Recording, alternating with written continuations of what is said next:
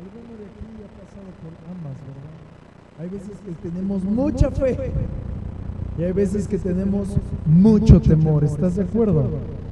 Y quiero comenzar con lo siguiente. Cuando llegamos a un lugar o empezamos alguna actividad nueva, lo primero que podemos sentir es pánico. Pero hay otros momentos en los que también el pánico toma lugar. Cuando pensamos que si no nos esforzamos lo suficiente, podemos enfrentarnos a algo muy malo, algo devastador. Pero a mí me causa curiosidad algo en la Biblia, porque en la palabra encontramos más de 365 veces que la palabra nos dice, no temas. Es decir, un no temas para cada día del año, ¿verdad? Pero también la Escritura nos habla, tiene frases como, ten ánimo, sé valiente, no tengas miedo. Y la Escritura en Primera de Juan, capítulo 4, verso 18, nos dice que el perfecto amor echa fuera el temor. Es decir, que la primera manifestación que tenemos que tener para echar fuera el temor es el amor. Y el amor no es un sentimiento. El amor no es una emoción. El amor es una persona. Es Jesús en tu vida. El perfecto Jesús echa fuera el temor. ¿Estás conmigo? Amén. Y a mí me parece algo muy interesante ver eso en la Escritura. Más de 365 veces se refiere al temor. Y es porque el hombre todos los días pasa por momentos de temor. Para muchos, el temor es un rival muy grande. Y aún no solo es muy grande, sino que muchas ocasiones viene y se burla de nosotros. Y muchas veces el temor nos llega a dominar de tal forma que aún tu vida espiritual comienza a ser destruida. Si tú has llegado a tener temor, creo que me puedes dar la razón. El temor nunca te va a permitir reflejar a Jesús. El temor se puede manifestar de muchas maneras. Y la primera que te quiero hablar es cuando comienzas a temblar. No sé si tú te has enfrentado a un momento de mucho terror, pero el terror se manifiesta también en tu cuerpo. Pero hay algunos que no frecuentúan o no tienen esa manifestación, pero también el temor se manifiesta de muchas otras maneras, como la tensión, dolores estomacales, ansiedad, estrés, nervios. ¿Has tenido nervios? Es el temor. Preocupación. Es decir, mis amados, el temor tiene la capacidad de destruir tu vida. Tiene la capacidad de desbaratar tu vista. Ya no vas a poder ver más lejos. El temor te va a robar tu alabanza. Yo quiero que pongamos un fundamento. La manera de vencer el temor es teniendo la certeza en tu corazón que Jesucristo lo tiene todo bajo control. Que Jesús, el creador de todas las cosas, ha sometido bajo sus pies las cosas visibles y aún las no visibles. Es decir, que tienes que tener la certeza en tu corazón que en medio de la dificultad, en medio de los problemas, Jesucristo ha vencido en la cruz del Calvario. Si no tienes esa certeza, seguramente vas a ser destruido. Muchos aquí seguramente tienen el pensamiento, sí, yo lo sé. Jesús ha vencido en la cruz. Pero algo que yo puedo observar a lo largo de la Escritura es que no significa que solamente lo sepas, sino que tu mirada esté puesta en esa victoria. Porque el temor es una fe negativa.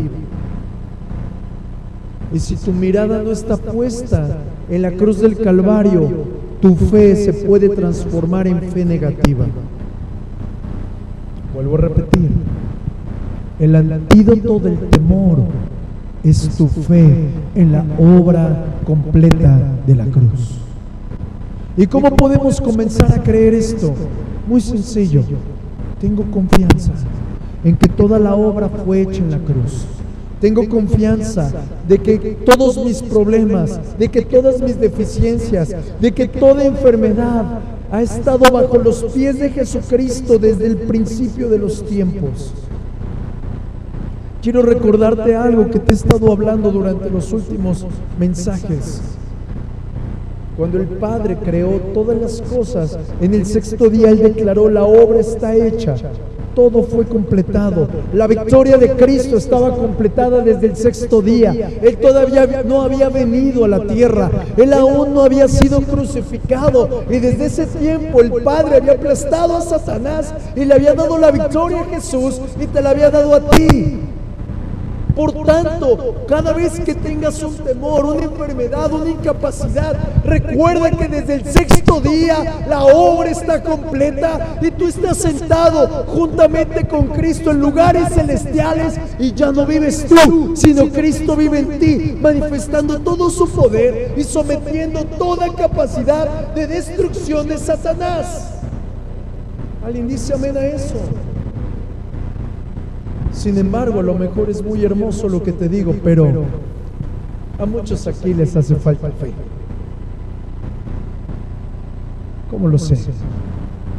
Cuando a ti y a mí nos está menguando la fe, en ese momento comenzamos a sentir golpes de preocupación, golpes de ansiedad, golpes de desespero, golpes de terror. ¿Te suena familiar? Es decir, que llegue el momento en que tu fe comienza a ser tan pequeña. Y hay en otros que aún aquí en este lugar están ocupando pastillas para dormir. Y el Señor, mientras que yo hacía este mensaje, habló algo a mi corazón. Muchos de los que toman pastillas para dormir no es a causa de que tengan un problema biológico, sino es a causa de que hay temor en su corazón. Quizás hay otro tipo de personas que en vez de refugiarse en una pastilla, se refugian en el sexo, en las drogas. Algunos otros se refugian en el dinero. ¿Y cuál es la finalidad? La misma: huir del temor, suavizar una herida o aliviar el dolor. Muchos otros aquí hemos ido aprendiendo, y no está mal, de que con una oración podemos echar fuera el temor, pero la realidad es que en muchos de nosotros el temor es un síntoma de algo más profundo. Y hoy quiero hablarte de esos síntomas, hoy quiero hablarte de esas cosas tan difíciles. ¿Por qué ha tenido que llegar a tu vida el temor? Y la primera causa te la quiero compartir desde ya, y es la situación natural en la que vivimos. Y sé que esto te va a sonar familiar. Muchos de nosotros hemos sido criados en un ambiente de temor, en un ambiente de preocupación. Es decir, fíjate, nace un bebé y lo primero que hace la mamá o la suegra o la abuelita es: fíjate que el niño no tenga frío, ¿sí o no? Fíjate que no tenga temperatura. Y no lo hacen en un sentido de cuidar, sino que se aterrorizan de que el niño esté bien o esté mal. Ponle bien las cobijas. Pero también, por otro lado, muchas ocasiones nosotros mismos nos sentimos tan amenazados por las cosas que hay a nuestro alrededor, que en vez de ser libres del temor y de la amenaza, tal parece que conforme vamos creciendo en edad, va creciendo el temor. ¿Y sabes qué es lo malo? Que ese sentir se lo transmites a la siguiente generación. ¿Qué pasa? Niños temerosos. ¿Por qué? Por la consecuencia de que el padre era temeroso. Quiero recordarte que el temor no es una situación biológica en tu cuerpo, el temor es un espíritu demoníaco. Siguiente punto, siguiente causa del temor es las cosas que escondemos. Todos tenemos secretos, ¿a poco no? Y quiero hablarte muy seriamente. ¿Alguien quiere estar capacitado para ir al cielo? ¿Alguien quiere ir al cielo? A ver, levántame tu mano. Qué bueno, la mayoría, porque aquellos que no quieran ir al cielo, el destino va a ser horrible. Pero ¿sabías que en el cielo no hay secretos? Así que comienza a sacar de tu baúl de los secretos todo lo que hay ahí guardado. Porque cuando tú y yo guardamos secretos, puede venir temor. Porque muchos guardamos secretos de pecado. Guardamos secretos de que nos hemos hecho partícipes o cómplices de un pecado. ¿A poco no? ¿A poco no ha llegado alguien y te dice, ay, es que mi mamá es bien alcahueta? O mi abuelito es bien alcahuete. Está siendo partícipe de un pecado. Está siendo partícipe de las cosas incorrectas. Y eso va a traer una consecuencia. Y la consecuencia es que dentro de ti se va acumulando temor, se va acumulando culpa. Y hay una realidad. Ninguno de nosotros queremos ser descubiertos, ni en nuestro pecado, ni en nuestra debilidad. ¿Estás de acuerdo? Algo bien importante que debemos saber es que todo va a salir a la luz. Todo va a salir a la luz. Todo va a salir a la luz. Ninguno de nosotros quiere ser enfrentado a que alguien le muestre las cosas que vive por pena y vergüenza, pero de acuerdo a la Escritura, si tú escondes algo, nunca vas a prosperar. En el libro de Proverbios, capítulo 28, verso 13 dice, el que encubre sus pecados no prosperará, mas el que los confiesa y se aparta, alcanzará misericordia. Y en primera de Juan, capítulo 1, verso 9 dice, si confesamos nuestros pecados, Él es fiel y justo para perdonar nuestros pecados y limpiarnos de toda maldad. Yo quiero invitarte a algo en esta mañana, que nunca encubras tu pecado, ni tampoco encubras el de tus hijos, ni el de tu esposo, ni el de tu esposa. No significa es que me van a tomar como un chismoso. No, Señor. Si tú encubres un pecado, Dios te puede hacer así. Algo bien importante, y quiero volverlo a repetir: todo sale a la luz. Todo va a salir a la luz. Por más sencillo, mira, cuando nosotros vamos creciendo, el papá dice, ay, es que es una mentirita blanca. Yo en la Biblia no veo que diga, por las mentiras blancas harás esto y por las mentiras negras harás aquello. Todo delante de Dios o es verdadero o es falso. No hay mentira grande ni mentira pequeña. No hay pecado grande ni pecado pequeño. Todo es pecado. ¿Estás conmigo? Por otra parte, ¿qué tengo que hacer con mis errores? ¿Qué tengo que hacer con mis pecados? ¿Qué tengo que hacer con mis imperfecciones? Muy sencillo, venir a los pies de Jesús y entregárselos. Tú no tienes que ir con alguien más, tienes que venir a los pies de Dios, porque Él es el único que tiene la capacidad para perdonar tu pecado y tu maldad. Dice la Escritura que no hay otro fuera de Él, no hay nadie como Él. Tercer punto, tercer causa de temor es el deseo o el afán por controlar a los demás. De esto hablábamos la semana pasada, pero hoy quiero detallarte un poco más. Muchos de nosotros queremos controlar un conflicto. ¿A poco no? Muchos de nosotros queremos controlar aún la conversación de nuestro padre, de nuestro hijo, pero aún peor, muchos queremos controlar a las personas. Y por un momento, analízalo. ¿Ya te puedes controlar a ti? ¿Ya tienes dominio propio? Entonces, ¿por qué tu deseo es dominar al vecino? Seamos entendidos. el deseo por controlar a los demás, es porque brota en nosotros un estrés, una preocupación, una ansiedad involuntaria. Y hay una raíz del temor, y es el control, el querer controlar a los demás. Y quiero comenzar a darte algunos puntos importantes. ¿Cómo vencer el temor? Bien sencillo, siendo completamente honesto dentro de tu corazón y traerlo delante del Señor y decirle: ¿sabes qué, Padre? Yo no he podido ser libre de mi pasado destructivo. Yo no he podido sacar a la luz mi pecado que continuamente me asedia. No he podido dejarme de hacer partícipe en el pecado de mis hijos. No he podido dejar de hacer, y decirle al Señor lo que estás haciendo. Pero también es importante que tú confieses al Señor que tu deseo es controlar a la gente. Algo importante, la Escritura nos dice que nos tenemos que someter los unos a los otros, mas no controlar.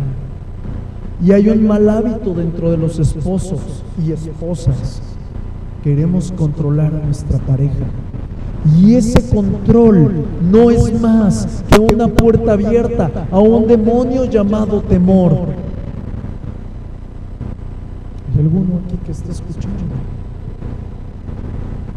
Algo que yo he ido comprendiendo en el Señor es que tú y yo tenemos que aplicar la Biblia a nuestra vida. Y si la Escritura dice: no temas, no temas. Muy fácil, sencillo. ¿Me van a venir a cobrar la renta? No temo. ¿Me van a venir a decir algo? No temo. ¿Alguien me quiere asaltar? No temo. ¿Por qué? Porque cuando yo estoy seguro de que Dios tiene el control de mi vida, de que el Señor me rodea por delante y por detrás y su mano está sobre mí, entonces todo temor será desbaratado. Pues dice la Escritura que en su luz veremos la luz, y la luz perfecta de Dios va a deshacer la raíz del temor. Pero el punto es: ¿lo crees? ¿O simplemente te gusta escucharlo? Y te quiero ejemplificar esto que te acabo de enseñar con una historia en la Biblia. En 1 de Samuel capítulo 17 verso 4 nos dice: salió entonces del campamento de los filisteos un paladín, un campeón, el cual se llamaba Goliat de Gat, y tenía una altura de 6 codos y un palmo. Aquí me suena algo muy interesante. Este campeón, este paladín, este hombre llamado Goliat tenía un currículum, tenía una historia. Era un hombre con mucha fama, al punto de que sabían que nadie lo había vencido. Pero si llevamos esto a nuestra vida, tú y yo también tenemos un currículum. Un currículum con cosas positivas, pero también con cosas negativas. Y nuestro historial está lleno de argumentos de burla, de argumentos donde nos han decepcionado, promesas no cumplidas, tristeza, estancamiento, malas noticias. ¿A poco no? Y sabes, todo lo que te acabo de describir no es solamente más que la voz de Goliat recordándote tu historial. Nos es más fácil recordar lo malo que recordar las cosas de Dios. Aun cuando en la palabra, en el libro de Jeremías, nos dice que Él tiene pensamientos de bien, Él tiene pensamientos de paz para darte un fin y una esperanza. Y siendo una promesa extraordinaria, tú y yo recordamos más las cosas destructivas. Recordamos los gritos de Goliat.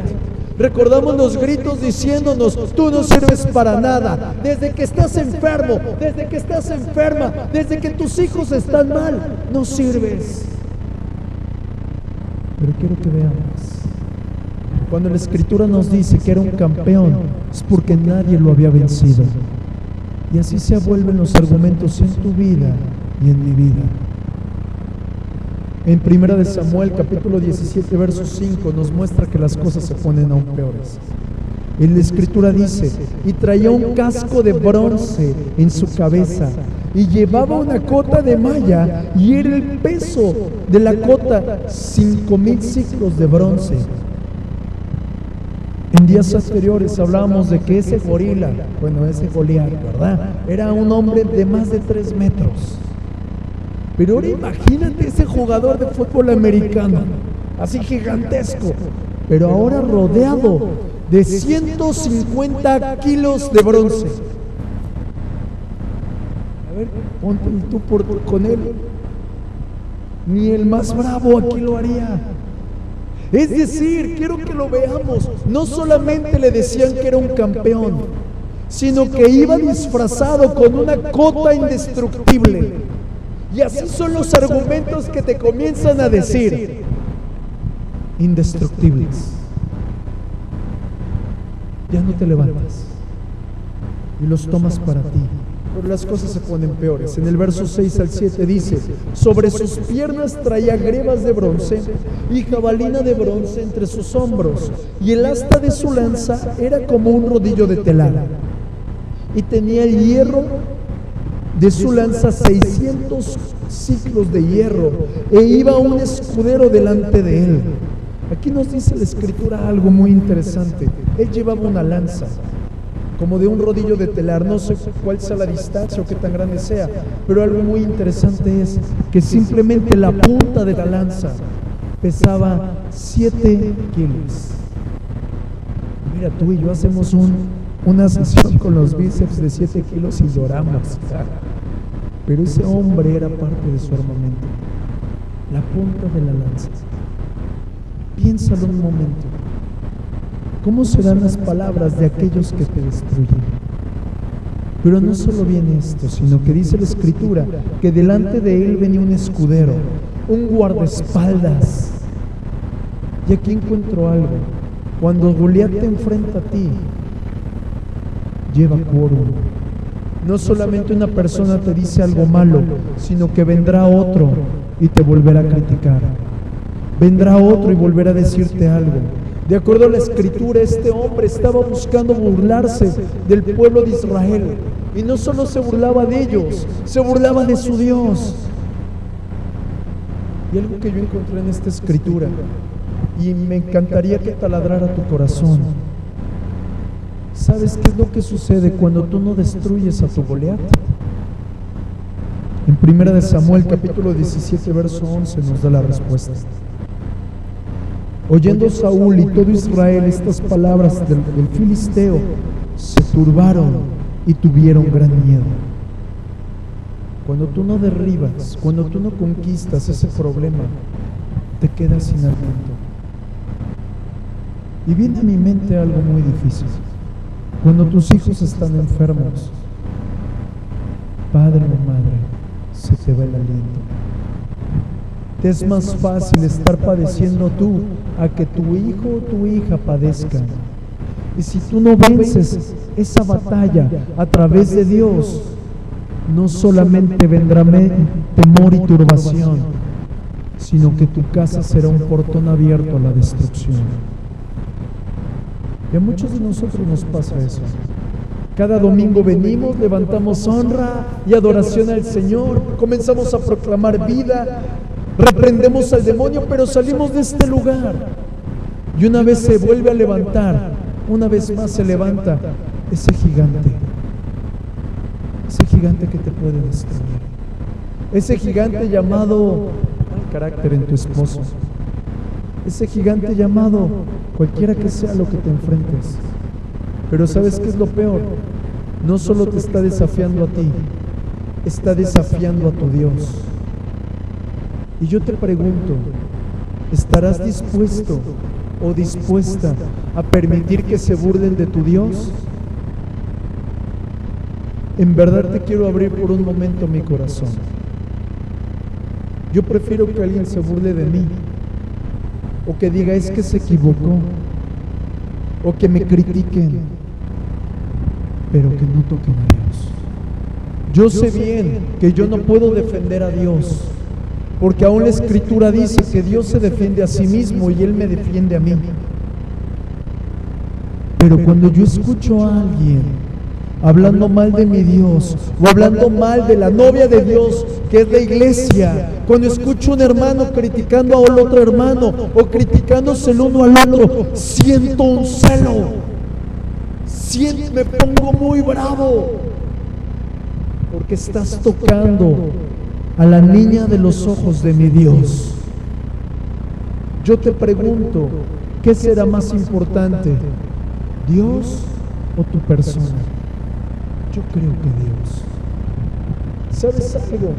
Muchos de nosotros nos enfrentamos a ese momento de gran dificultad porque estamos entre dos lugares, llamémosle así. Dice la Escritura en el libro de Reyes que se enfrenta Elías a los Baales, a los profetas, y les dice: no claudiquen entre dos puntos. Si Jehová es Dios, síganlo, y si no, sigan a Baal. Y eso mismo nos pasa en la casa del Señor. Muchos de nosotros tenemos pasión, tenemos deseo, porque se ha visto el reino y el dominio del Señor en esta tierra, y salimos a predicar, y salimos a orar, y buscamos que Él se vea en nosotros. Pero al mismo tiempo estamos permitiendo dentro de nosotros una vida dual al pecado. Una vida que estoy en la iglesia y levanto mis manos y aplaudo, y es más, hasta obedezco al pastor, aun cuando podría ser mi hijo, ¿verdad? Pero lo obedezco. Pero regreso a casa y no soy más que un destructor. No soy más que una fiera destructiva. No soy más que el Goliat de mi esposa. No soy más que el Goliat de mi esposo. ¿Por qué? Porque estamos dando lugar en nuestro corazón de una bestia destructiva. La semana pasada te hablaba de aquella mujer que compró un pequeño tigre, un cachorro tigre, y cuando creció se volvió un asesino. Y muchos de nosotros guardamos asesinos en casa. Pecados que permitimos, que toleramos. Yo te quiero decir algo muy fuerte, papá o mamá, que me escuchas. Si tú permites un pecado en tu propia vida, sea el que sea, jamás lo podrás echar fuera de tus hijos. Si tú hoy estás siendo alcohólico o drogadicto, o estás teniendo problemas con tu sexualidad, sea el pecado que sea, jamás lo vas a poder echar fuera de tus hijos. Jamás. Si estás mintiendo, papá, espérate una cosecha sobreabundante de mentira en tu hijo. Si estás teniendo un carácter horrible, papá o mamá, espera la misma cosecha en tu hijo. Porque de generación en generación las cosas se van a multiplicar. Así es como comienza el temor. Y la pregunta es, ¿cómo voy a solucionar ese gigante llamado temor? ¿Cómo voy a solucionar ese gigante que está destruyendo de manera continua mi vida? Muy sencillo. Fe. Diga conmigo, fe. Dígalo fuerte, fe. Podrá venir el gigante y se podrá burlar de nosotros, pero si tenemos fe, en ese momento la palabra cumple su propósito en nosotros y viene siendo fiel y firme la promesa cuando dice que el que esté en mí es mayor que el que esté en el mundo. Es decir, que la fe es el antídoto del temor. ¿Cómo puedo llevar esto a la práctica? Muy sencillo, teniendo la certeza y la seguridad de que Dios es mayor que mi circunstancia, de que Dios es mayor que mi problema, de que Dios es mayor que mi enfermedad, que mi dolor, que el conflicto que tengo en mi vida. Porque hasta ahorita yo no he visto nada ni nadie que pueda provocar a destrucción a mi Dios. Me preguntarás, ¿cómo puedo incrementar mi fe? Muy sencillo. Voy a darte varios puntos. Y el primero está en el libro de Romanos, capítulo 10, verso 17. La fe viene por el oír, y el oír por la palabra de Dios. ¿No tienes fe? No importa. Jesús ya colocó una pequeña semilla en tu vida. Misma semilla que Jesús mismo comienza a fortalecer, Cuando tú comienzas a encontrar a Jesús en las páginas de la Biblia, o comienzas a escuchar mensajes que comienzan a impulsar tu fe, en ese momento el Todopoderoso, el Todosuficiente te es revelado. Y aun cuando tú no puedas hacer nada, es Cristo la esperanza de gloria en ti, destruyendo tu problema. Es decir, no se trata de le voy a echar muchas ganitas para edificar mi fe. No se puede. Es Jesús el que edifica tu fe. Es Jesús el que construye tu fe. Dice la Escritura en el libro de Salmos: en vano edifican los edificadores si el Padre no edifica. En vano trabajan los constructores si el Padre no construye. De nada serviría que le echaras ganas. Tú necesitas a Jesús. ¿Por qué? Porque al momento de que tu fe comienza a crecer, es como esa piedra que agarró David y sometió a Goliat. Esa fe tiene la capacidad de destruir tu temor, de destruir tu ansiedad, de destruir la muerte. Alguien está conmigo, alguien se alegra aquí. Es decir, el enfoque de los hijos de Dios no es ver al gigante, no es ver el problema, no es ver al hijo endemoniado, no es ver al hijo enfermo, es ver cuán grande y cuán poderoso es tu Dios para cumplir su propósito en ti. De eso se trata la fe. Y encontré un perfecto ejemplo para mostrarte qué sucede cuando estás en medio de la tormenta. ¿Alguno aquí ha estado en medio del conflicto? La palabra nos narra a Pedro. Y cuando el Señor habla de Pedro, es porque entre nosotros hay un Pedro. Y la Escritura nos dice lo siguiente: Jesús les dice a sus discípulos: vayan del otro lado, crucen el mar de Galilea. Pero Jesús se quedó del otro lado, no iba con los discípulos, porque él buscaba tener un tiempo a solas con el Padre. Pero la Escritura nos narra que iban en el mar de Galilea y azotó una gran tormenta, vinieron unos fuertes aires, y en el momento de una gran bruma, en el momento donde la lluvia era tan intensa, dice la Escritura que Pedro escuchó una voz y le dijo: ten ánimo, soy yo. Es decir, pongámonos en el lugar de Pedro, en medio del gran conflicto, en medio de la gran tormenta, en medio del momento que se estaba muriendo. Porque un marinero, para que se asuste en medio del mar, es porque las cosas están tremendas. ¿Estás conmigo?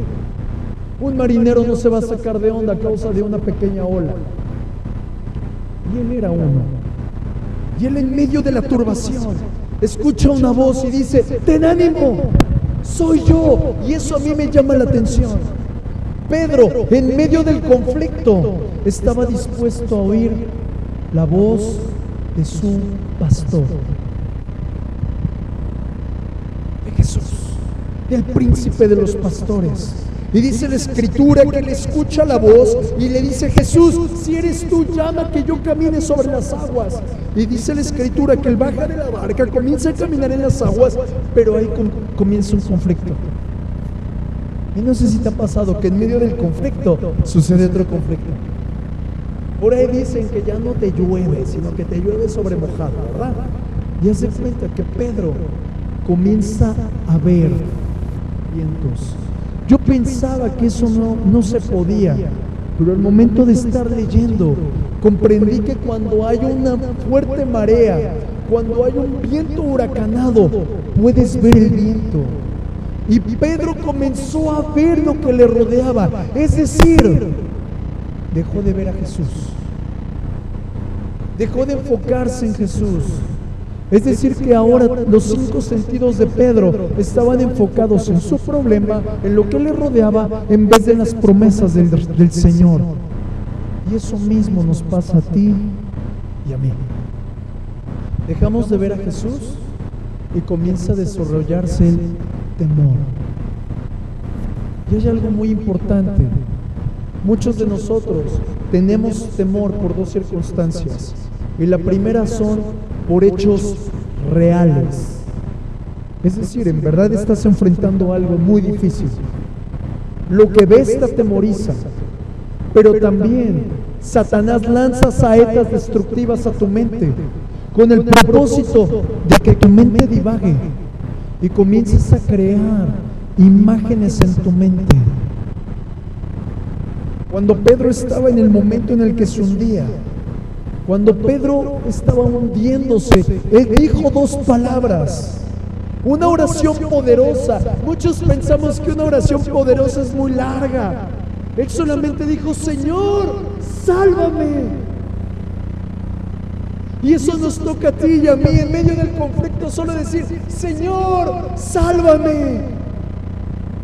En medio de la dificultad, en medio del temor, tienes que tener a Jesús en tus labios, dispuesto a tener un clamor que brote desde tu interior, mostrándole a Satanás que estás anclado en Cristo, no en tu conflicto, porque tu conflicto no es más que una borona de arena para Cristo.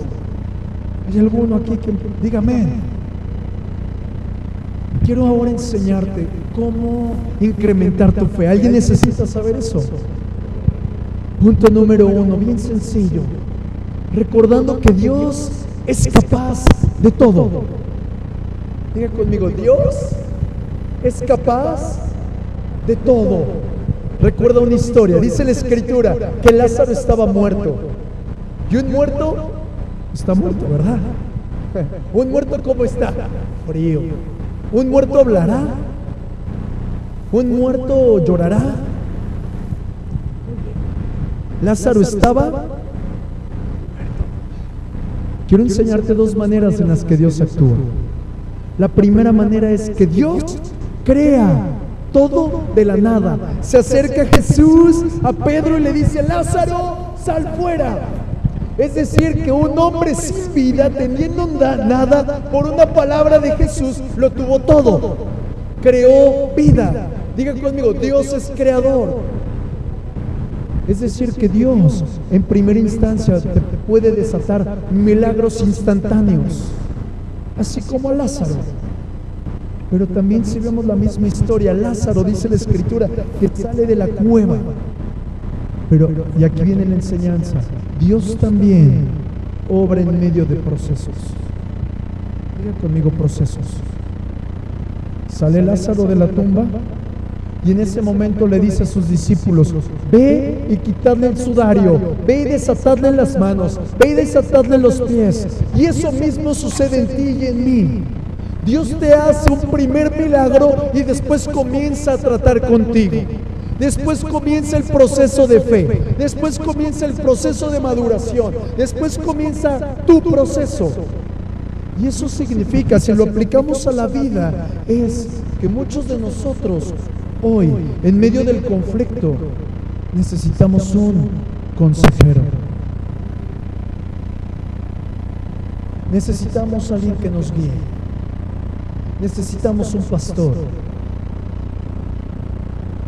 Y el pastor, si tú comienzas a ver el pedazo de carne, el pedazo de hueso y el otro de pescuezo, nunca te dará confianza, porque estás viendo al hombre. Pero si tú comienzas a ver a Cristo en tu pastor, vas a comenzar a caminar de acuerdo a Cristo, no de acuerdo al pastor natural. Porque quiero decirte que aún Dios te quiere hablar a través de cualquiera de sus siervos. Por eso tienes que tener la certeza de que tú necesitas un consejero. Pero también es necesario que comprendas que muchos aquí no lo hacen por vergüenza. Es que ¿qué va a pasar con este conflicto? ¿Qué va a pasar con aquello? Yo te pregunto, ¿qué pasaría si te ahorraras la vergüenza y te acercaras al pastor? O te acercaras a una persona madura en la fe para que te guiara. Al decir maduro en la fe no me refiero a una persona de años, sino a alguien que tenga un buen testimonio y que sepa la Escritura. En muchos de nosotros es necesario que sepamos que necesitamos ser supervisados por el Señor. Es decir, necesitamos a alguien que nos diga: lo has hecho mal, lo has hecho bien. Pero yo te pregunto, ¿estás dispuesto? Porque yo también necesité eso. Y si usted quiere crecer en fe, necesita oír. Ya no te gustó. ¿Alguien dice amén a eso? Vuelvo a repetir, en medio del conflicto, tú tienes que simplemente decir, Señor, sálvame. Y tener dos certezas. La primera, que Dios sigue creyendo en ti. Pastor, eso es una blasfemia. Claro que no. Tú crees en Jesús y Dios cree en la obra de Jesucristo puesta en ti. ¿Por qué? Porque Dios tiene un mayor propósito en ti que tu propio conflicto. En medio del temor, en medio de la circunstancia difícil, Dios sigue diciendo, yo estoy contigo, no te dejaré, no te desesperes, porque yo te voy a guiar, porque eres oveja de mi prado. Es decir, tú y yo tenemos que recordar en el momento de gran dificultad que no hay nadie como nuestro Dios. Porque en el momento difícil es donde nuestra fe se desarrolla. En medio del desierto es donde nuestra fe comienza a fortalecerse. En medio del momento más difícil es cuando tu confianza y tu fe en Dios desbarata el temor y el conflicto.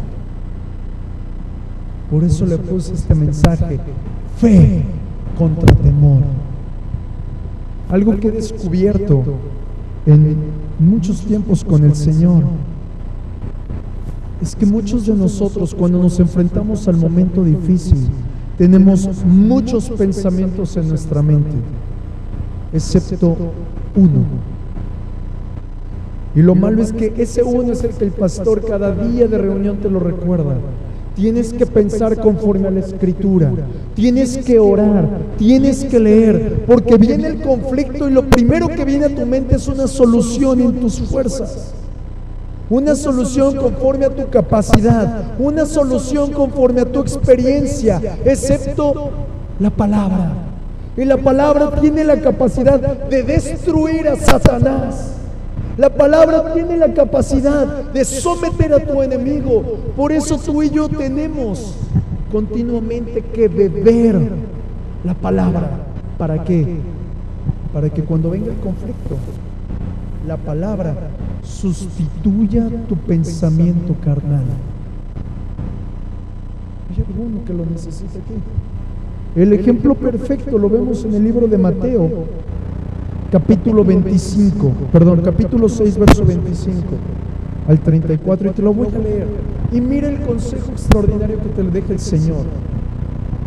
Por tanto os digo, no os afanéis por vuestra vida. ¿Qué habéis de comer o qué habéis de beber? Ni por vuestro cuerpo, ¿qué habéis de vestir? ¿No es la vida más que el alimento y el cuerpo más que el vestido? Mirad las aves del cielo, que no siembran ni ciegan, ni recogen en graneros, y vuestro Padre Celestial las alimenta. ¿No valéis más vosotros, mucho más que ellas? Antes de continuar, yo te pregunto, ¿quién tendrá más valor? ¿Un pajarito o aquel que es creado a la imagen y semejanza de Dios? ¿Por qué te afanas, familia? ¿No será que en tu propia casa te enseñaron a tener miedo? ¿No será que confías más en lo que hace en tus manos? La Escritura te dice, no te afanes. Y continúa la palabra. ¿Y quién de vosotros podrá, por mucho que se afane, añadir a su estatura un codo? Y por el vestido, ¿por qué os afanáis? Considerad los lirios del campo, cómo crecen, no trabajan ni hilan, pero os digo que ninguno, aun Salomón, con toda su gloria se vistió así como uno de ellos. Y si la hierba del campo, que es hoy y mañana se echa en el horno, Dios la viste así, ¿no hará mucho más a vosotros, hombres de poca fe? No os afanéis pues diciendo, ¿qué comeremos o qué beberemos o qué vestiremos?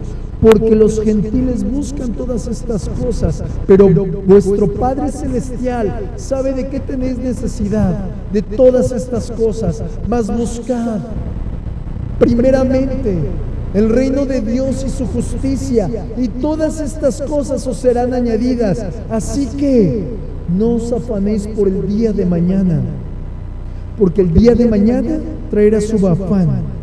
Basta a cada día su propio mal. Y de aquí podemos tomar una cosa de muchas que hay en estos renglones. Si tu mirada está puesta en Jesús, en el Padre, en el Espíritu Santo, no tendrás por qué afanarte, no tendrás por qué temer, no tendrás por qué pedirle ayuda a las personas, porque el poderoso está de tu lado. Otra manera en la que podemos incrementar nuestra fe es la siguiente: sabiendo mi lugar.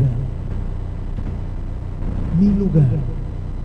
Y te quiero decir que tú y yo no somos más importantes que Dios. Mira lo que dice la Escritura en el libro de Salmos, capítulo 16, verso 8. Sé que el Señor siempre está conmigo. No seré sacudido, porque Él está aquí a mi lado. Algo importante que yo he ido descubriendo es, en el Antiguo Testamento, cuando se refiere a que el Señor está de mi lado, es porque Él es digno de honra. Es porque Él es digno de tener el mayor lugar. La mano derecha representa autoridad. Pero cuando vemos esta misma frase en el Nuevo Testamento, significa el cumplimiento de la palabra que dice: ya no vivo yo, sino que Cristo vive en mí. Es decir, que si tú estás plantado en esa verdad, cuando venga el enemigo a buscar derribarte, no lo va a lograr, porque se va a topar cara a cara con tu Señor. Se va a topar cara a cara con el único que venció a la muerte. Se va a topar cara a cara con aquel que quitó y sometió a todo poder infernal. Pero la pregunta es: ¿en quién tienes más confianza? O aún más difícil, ¿quién está a tu derecha? ¿Dios o Satanás? Porque si está Dios a tu lado, vivirás como el rey David, confiado. Aun cuando acampe un ejército contra mí, no temeré. Porque el Señor le promete: caerán 1000 a tu diestra y 10,000 a tu izquierda, mas a ti no llegará. Yo te pregunto, ¿quién está a tu derecha? Tercer punto, ¿cómo puedo aumentar mi fe? Muy sencillo: hablándole a las cosas por su nombre. Hablándole a las cosas por su nombre. Muchos de nosotros nos avergonzamos de nuestro pecado, nos avergonzamos de nuestra debilidad. Y yo he comprobado esto. Cuando hay algo, cuando tengo alguna dificultad, yo no le digo a mi pastora: ore por mí. Yo soy específico. Tengo esta dificultad. Yo lo he buscado hacer, pero tengo esta dificultad. Y me sirve en dos momentos muy importantes, porque a más sincero yo soy con Dios y le expreso mi batalla y le expreso mi dificultad. Es símbolo de confianza, de entrega y de dependencia con Dios. Porque a mayor yo expreso mi dificultad, más rápido cae mi gigante. ¿Tienes conflicto o dificultad con tu dinero? Exprésalo. Padre, en verdad me siento atorado con el dinero. Me falta tanto. Señor, me preocupan mucho mis hijos. Tienes que saber que tú y yo no tenemos por qué hacernos los fuertes delante de Dios. Tenemos que aprender a depender solo de Él. Padre, mi esposo veo que tiene esto. Veo que tiene esto mis hijos. Quiero decirte que la fe no niega el conflicto. La fe no niega tu gigante. Al contrario, a mayor tú confiesas tu conflicto, más rápido cae el gigante. Pero si solamente le dices a tu pastor o a alguien: ora por mí porque tengo esto, es que necesito mucho su oración, obtendrás el mismo resultado. el fruto será el mismo, porque nunca sacaste a la luz el conflicto. Último punto. Después de estar en el tiempo de alabanza, el Señor me dijo que te dijera que en medio del conflicto nunca tires tu arpa de adoración. Y de eso se trata este punto. Para que puedas aumentar tu fe, nunca dejes de exaltar y alabar a Dios. Nunca. Porque muchos de nosotros no podemos alabar a Dios porque no tenemos la capacidad de mirarlo. Todos están alabando a Dios, todos están cantando a Dios, pero tú no puedes, porque hay algo de interferencia entre Dios y tú. En tu tiempo de intimidad, si no puedes alabar a Dios, hay algo de interferencia. Puede ser un pecado, puede ser un espíritu demoníaco. Hay algo, porque es muy importante que tú exaltes a Dios, que tú le cantes al Señor. ¿Por qué? Porque cuando tú cantas a Dios, se expresa lo que hay en tu ser interior. Pero también quiero recordarte que cuando tú adoras a Dios, tú le das el lugar más alto a Él, y Él te pone a ti en tu lugar de sumisión. Y si tú estás viviendo en sumisión y en humildad y en dependencia total a Él, no tendrás por qué batallar contra nada. Vuelvo a repetir, la fe no ignora tu batalla, la fe no ignora tu circunstancia, pero algo que sí tienes que saber es que la adoración y el temor no pueden ir juntos, porque ambos tienen la capacidad de llenar tu boca. Y si tú estás alabando y exaltando a Dios, solamente vas a declarar vida. Pero si tú estás viviendo sometido a algún tipo de temor, lo único que va a pasar es que vas a estar exaltando a Satanás y llegando a un nivel muy alto de estrés. Tú decides este día, de que vas a llenar tu boca. La Escritura dice, abre tu boca que yo la llenaré. Pero también te dice hoy el temor, abre tu boca que yo la llenaré y te destruiré. Y por ese hecho, yo quiero insistirte, la única manera que tú puedes crecer en fe y destruir el temor y cualquier tipo de gigante es alabando a tu Señor. Y por ese hecho te quiero pedir que te pongas en tus pies. Porque si tú estás pasando por algún temor, si tú estás pasando por algún conflicto, la única manera de vencer es alabando a Dios, bendiciendo al Señor. Y por eso te pido, levanta un momento tus manos, porque muchos de nosotros no sabemos orar, muchos otros no podemos entrar en oración, pero cuando somos guiados a la adoración, el enemigo es sometido. Y en medio de tu conflicto, en medio del momento difícil, solamente solo adóralo, levanta tus manos al Padre y adoremos un momento al Señor.